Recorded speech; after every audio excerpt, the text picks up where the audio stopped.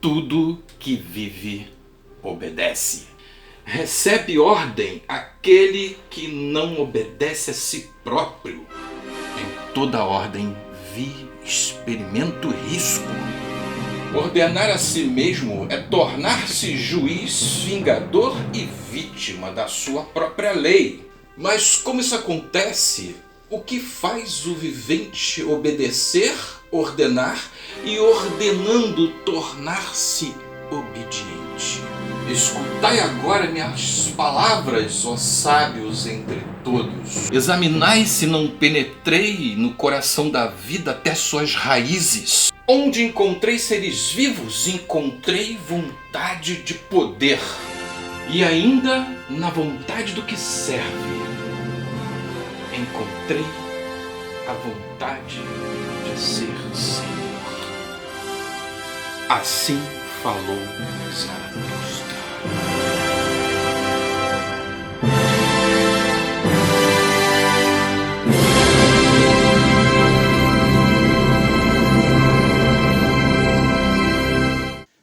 Salve galera! E aí, Jonatas Carvalho aqui, o cara que nasceu há 10 mil anos atrás. Vocês sabem que o Raul fez aquela música pra mim, né? E você acabou de ver, cara, Zaratustra, o grande profeta. Zaratustra que foi recuperado por Nietzsche lá no século XIX, o famoso profeta persa. E eu me lembro como se fosse hoje, Nietzsche publicando Zaratustra e destruindo, porque é assim que Nietzsche é conhecido, o destruidor de ídolos, o cara da filosofia do martelo, o cara que arrasou com o século XIX e com a filosofia ocidental. Vamos falar sobre conceitos de vontade de potência e niilismo. Vem comigo, toca a vinheta.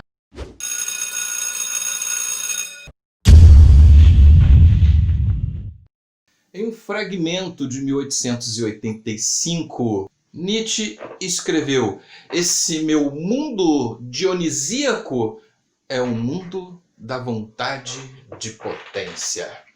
O que será que ele queria dizer com dionisíaco, vontade de potência? Que papo é esse?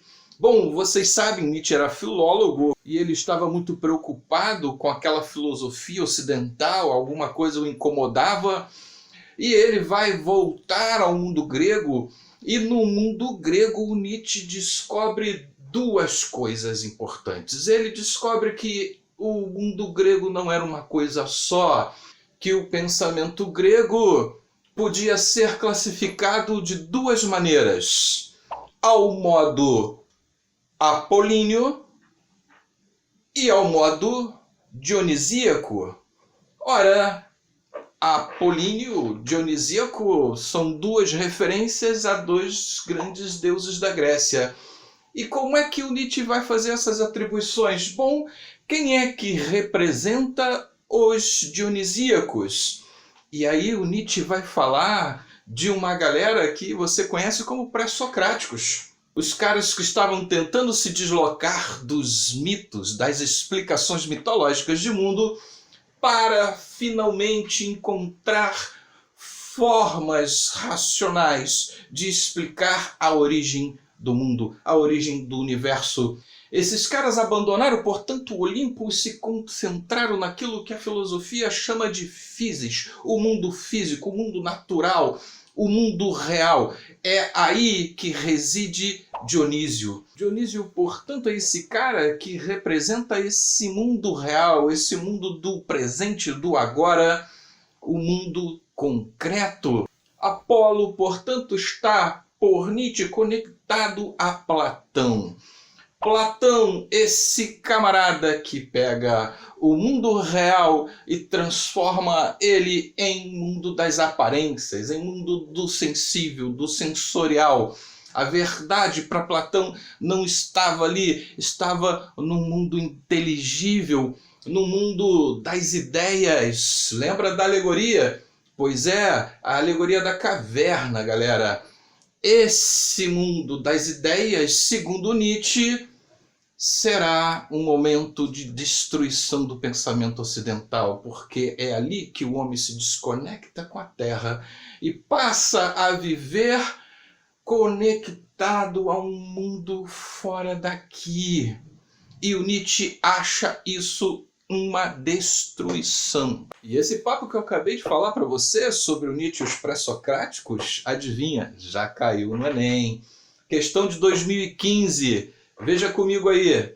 A filosofia grega parece começar com uma ideia absurda, com a proposição: a água é a origem e a matriz de todas as coisas.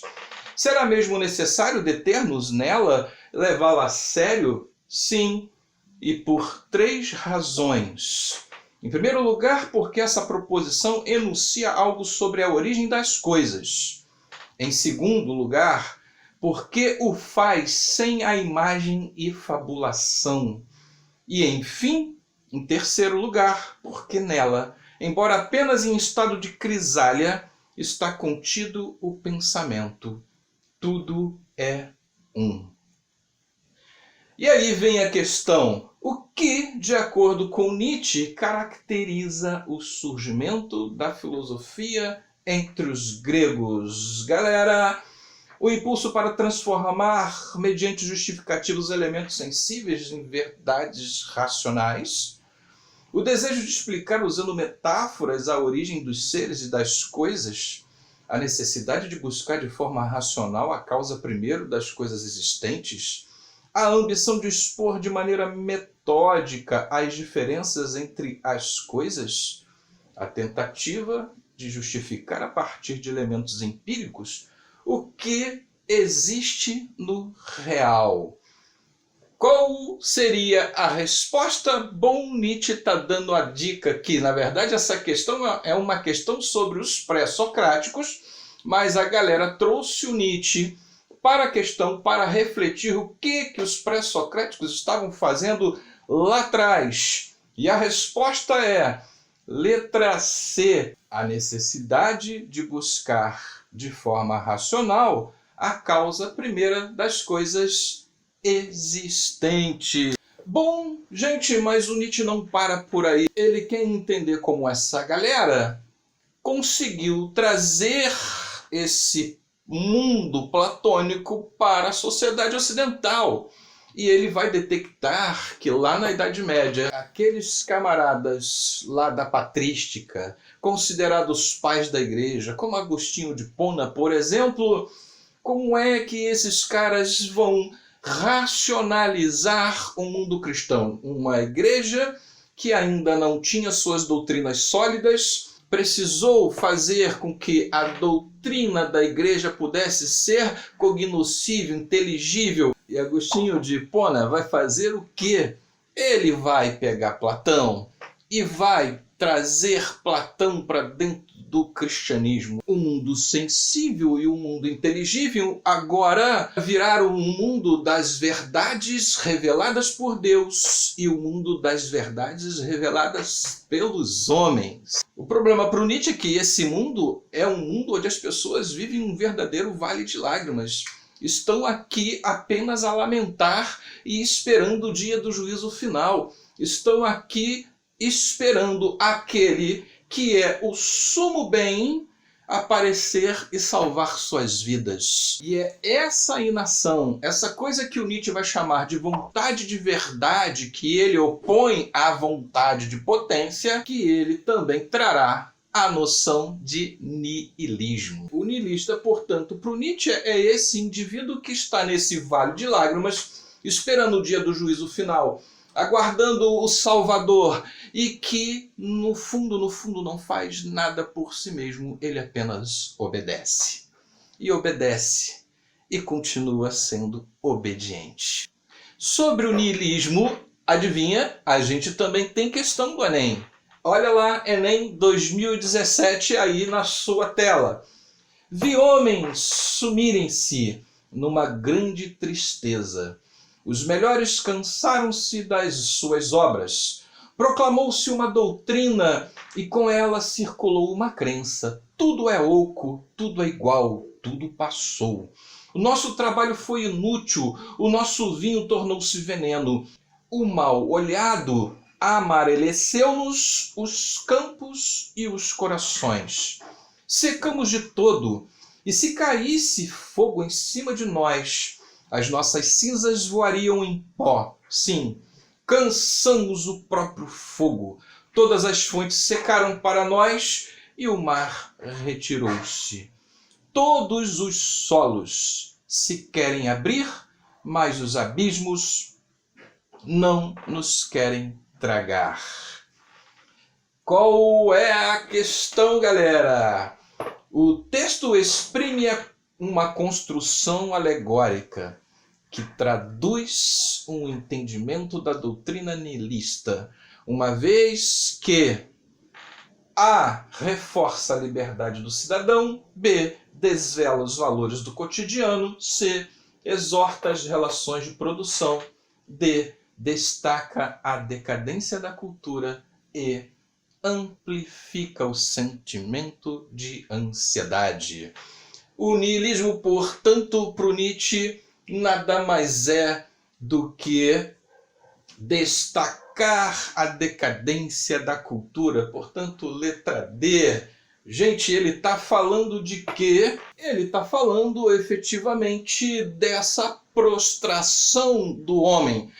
Mas veja, ele não está falando do homem medieval. Ele está falando do homem iluminista. Esse niilismo que o Nietzsche está ali trazendo à tona não é lá o homem medieval, não. Ele está discutindo com o homem iluminista. O homem iluminista fez o quê? O homem iluminista tirou Deus da jogada e colocou no trono de Deus o próprio homem. O homem da razão, o sujeito iluminista, o sujeito do conhecimento, que o Nietzsche vai dizer o quê? Olha, agora que Deus morreu, o homem está no seu lugar. Mas esse homem que está aí, ele está com seus dias contados também?